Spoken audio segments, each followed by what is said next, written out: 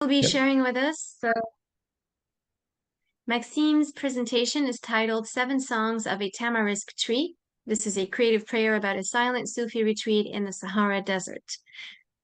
And Maxim is a Jungian psychotherapist in private practice in London since 2015. His special interests are in music, arts, mythology, dreams, and Jung's red and black books.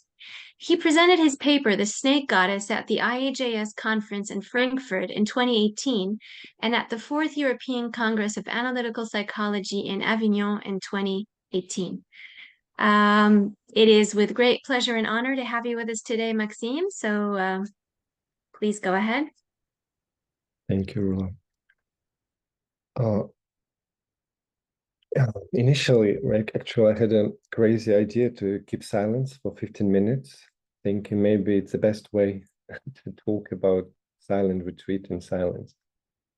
And also ask myself, why do I feel compelled to share my experience because of risking of the loss of its essence, right, for chatting? And is it because of inflation? Or perhaps it's my attempt for the use of words and pictures I took during the retreat to recover the lost speech.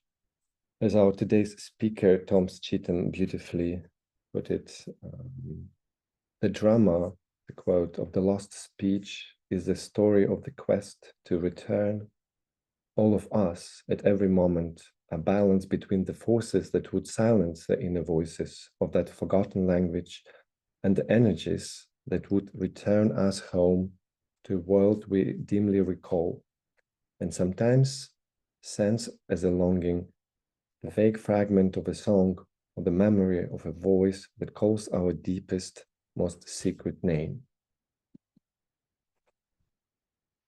So we started our journey in Marrakesh and traveled all the way down to the south, the beginning of the Sahara Desert, through colorful Atlas Mountains, leaving behind veils of our identity and anything familiar.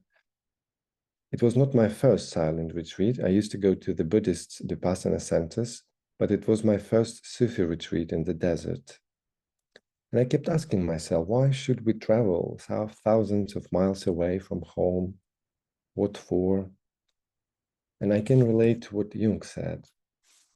All intuitives must learn to bear a high degree of emptiness. Otherwise, they are not able to grasp something with their intuition. As soon as their consciousness is filled with content, intuitions cannot get through or are weakened. Actually, it would be better for intuitives to see nothing and hear nothing. And then their perception could emerge via their unconscious and their intuitions could achieve a high degree of accuracy.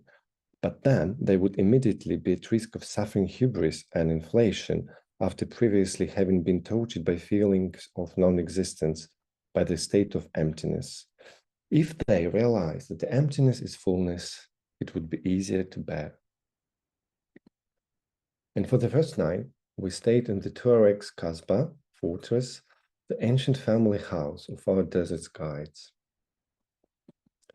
And I was surprised to find the familiar Ukrainian colors of blue and yellow, which are also ancient Berber colors, symbolizing sand and sky or sea. Additionally, I was intrigued by other symbols, which bore an alchemical resemblance and originated from their ancient languages and alphabets. That night, first night, I had a dream.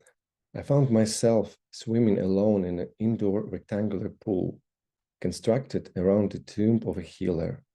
A snake was gliding through the water, not with any intent to harm or approach me, but rather observing with a sense of curiosity. On the next day, our journey through the desert began.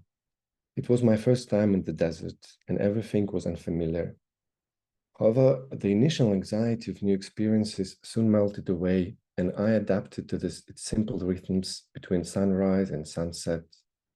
Each night, I spent in my sleeping bag, exposed to the seemingly silent desert nights and the vast, infinite sky.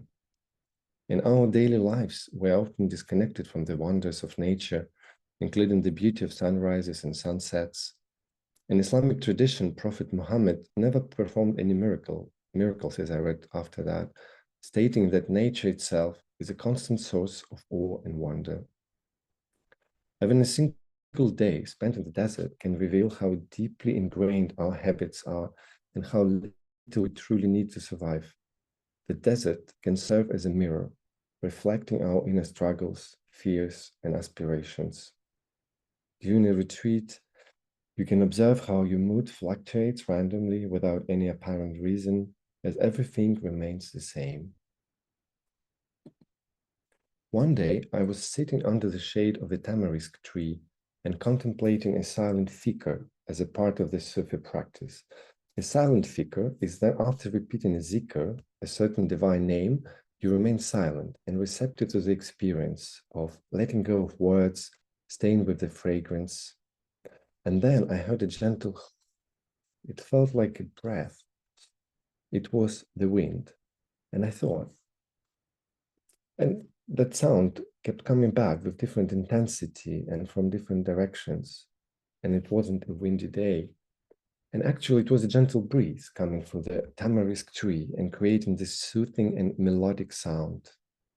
Tamarisk tree of the desert or a salt cedar looks fluffy, but is quite rough when you touch it, and having rather thick needles. And then the tamarisk tree whispered to me that longing for God is longing for love, and longing for love is longing for God. And what I initially perceived as the wind turned out to be the love song of the desert and the tree, invocated by wind, the mystical singing of the desert. And it was the first song of a tamarisk tree. The next day, I was sitting by the same tamarisk tree and I felt that I had to visit an abandoned well that I had seen not too far away, behind a dry riverbed. I went there, and while sitting next to the well, I heard another song of the well, longing for water, the earth for the river, the plants for rain. And when we finished the 5 days of silence, we started our walk through the desert, gently opening up to each other, but still being protected by the stillness and quietness of the desert. While walking, we kept seeing dry or dying tamarisk trees, but maybe just hibernating and waiting for the rain. In the meantime, the love of the wind keeps bringing some sand to form a protective dune around them, quietly singing in hope for renewal and rebirth. Another sunset and night came, and we were in the farthest possible point from any village, next to the well-guarded border with Algeria. And it was the night when we had to experience another phase of the desert. In the meantime, when the heat of the day was gone, our Berber guides baked their traditional bread in the hot sand and ashes of a tamarisk tree. That was the third song, the song of the fire and the ashes. Later, on our way back to Marrakesh, we visited a traditional pottery where they produce famous green pottery using tamarisk tree for fire as well. And the night under a tamarisk tree followed, still under a clear star sky. That night I dreamt about celebration and someone broke their glass. I woke up with that image and found myself half buried under the sand. My face and eyes were covered by sand, pure and thin as dust. It was the beginning of the sandstorm. I had to adjust the position of my sleeping bag and managed to sleep till the sunrise. In the morning, everything was different. Some fellow travelers woke up almost buried under sand. Now we had to experience the challenging side of the desert, the dark face of its God. While walking through the sandstorm, we were looking for tamarisk dunes. They became our protectors from strong winds and the ever-present sand. The sandstorm kept peeling away layers of our skin, taking away all unnecessary, completely exposing us to reality. It was the fourth song of the tree and the dark face of nature. For our last night, we stayed at the dying and dusty oasis of the date palm trees. And in the morning, I went to the desert to say goodbye, and a tamarisk tree responded with the farewell song of the wind and birds singing. While coming back to the Tuareg's Kasbah, I rode a camel, and when we arrived, someone asked me how it was that experience riding camel, and something in me responded, when you travel in a camel with your eyes closed, you can see more. At the Kasbah, we had traditional Berbers tea with tamarisk sap or honeydew that used to be called manna in the Bible. Those golden crystals are natural sweeteners, so I discovered another song of the mythological tamarisk tree of the Sahara Desert, or Athel tree in Berber language, not only offering shade, protection, comfort, but also energy and nutrition. I thought it was the last song, golden and sweet one. The next 2 days, we slowly traveled back to Marrakesh through the desert and the Atlas Mountains, veiling back our essence and getting used to the real world. It felt very intimate, as if I was leaving behind someone dear to my heart, the beloved wind, the tamarisk tree, the desert. That is when the idea of sharing those songs came to me as a remembrance. The desert broke and softened my heart at the same time. I knew that I will keep the gift, the silence of the desert within me, and the experience of the Sufi concept of love, ishq, that, according to Henry Corbin, brings together agape and eros. My last dream was about two women. One looked European, another Middle Eastern. I had to marry them by giving them 2 wedding rings. But the European one rejected it with anger.